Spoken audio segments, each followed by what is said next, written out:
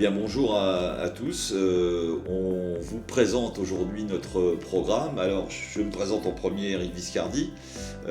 J'ai 65 ans et je serai la tête de liste de la liste J'y vais à venir. Et je vous présente Isabelle qui va se présenter elle-même. Donc Isabelle Fabre, 60 ans. Et je me présente aux côtés de Eric Viscardi. Alors, tu peux nous dire un petit peu ce que tu vas faire si on est élu, évidemment? Alors, si on est élu, bien entendu, compte tenu de mon métier, on m'a légitimement confié les finances. Donc, les finances, a un grand sujet à J'y vais.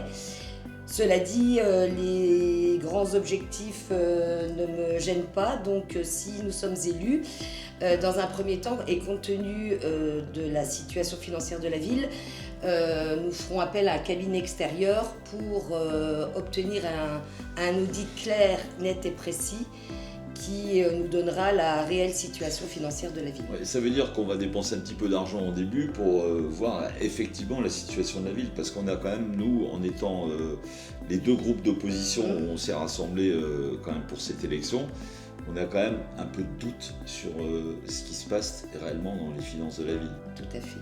Et il est indispensable, même effectivement si ça coûte un peu d'argent, de faire appel à un cabinet extérieur qui sera objectif. Voilà, ça nous permettra, nous, de démarrer réellement le mandat avec des bases saines. Et au moins pour savoir où on va, puisque les finances, c'est transversal, donc on les aura partout. Autre chose sur les finances ? Tout à fait, Eric. On envisage bien entendu, et je pense que c'est indispensable, la gestion pluriannuelle du budget. Ça veut dire quoi, pluriannuel ? Alors, pluriannuel, ça veut dire planifier les finances sur plusieurs années pour anticiper les investissements et assurer la stabilité financière du budget. Alors, si je comprends bien, ça veut dire que la première année, on va faire des choses, la deuxième année, on va programmer des choses, et en fonction de nos budgets, on pourra peut-être avoir des projets qui se dérouleront la quatrième ou cinquième année. Tout à fait. C'est ça, tout à fait. Pluriannuel ? Essayer de maintenir la dette tout en continuant à faire des projets. Juste une petite question, la dette, ça représente quoi par rapport au budget ? Alors, à peu près, la dette, elle est actuellement à 12 millions au 31 décembre 2024. En amortissement capital, on amortit 1,5 million par an. Donc on peut considérer qu'aujourd'hui, au 31/12/2025, la dette s'élève à peu près 10,5 millions. Sauf que la ville a refait un prêt en 2024, un prêt amortissable qui se substitue au prêt relais qui avait été fait d'un montant de 1 345 000 pour le lotissement Bon Secours. D'accord. Et en fait, le prêt relais est arrivé à échéance et comme les parcelles n'ont pas été vendues, il a fallu réemprunter. Donc ça veut dire que sur un budget de 12 millions d'euros, tous les ans, il faut rembourser 2 millions d'euros pour la dette. Déjà, avant de commencer à faire quelque chose, c'est 2 millions d'euros. Tout à fait. Ok. Autre chose peut-être sur les finances, peut-être sur le personnel communal, peut-être alors, dire un mot sur bien le personnel. entendu, on veut travailler vraiment en collaboration étroite avec le personnel municipal parce qu'on considère qu'ils nous sont indispensables. Sans eux, rien n'est possible. Et on sent quand même une dégradation un petit peu des relations entre les élus actuels et le personnel communal. On en a eu beaucoup de preuves. Quelques échos, oui, tout à fait. Donc voilà, c'est avoir une collaboration, une synergie vraiment importante avec le personnel communal. Ok, je vais peut-être parler un petit peu de santé pour cette première vidéo. C'est quand même si tu permets, si tu as fini sur bien le... sûr, oui. Il y aura d'autres choses à dire, mais... On va essayer d'être concis, mais évidemment, je pense que pour toutes les listes, le plus important, et pour la population, c'est d'avoir des médecins à demeure, à J'y vais. Et on va travailler en collaboration étroite avec la communauté de communes, puisque c'est une compétence communautaire, pour essayer d'avoir sur le territoire, et en l'occurrence au pôle de santé, des médecins qui soient là en permanence. c'est une priorité. Alors, comment on fait pour avoir des médecins? Il faut sortir le portefeuille. C'est aussi simple que ça, hein.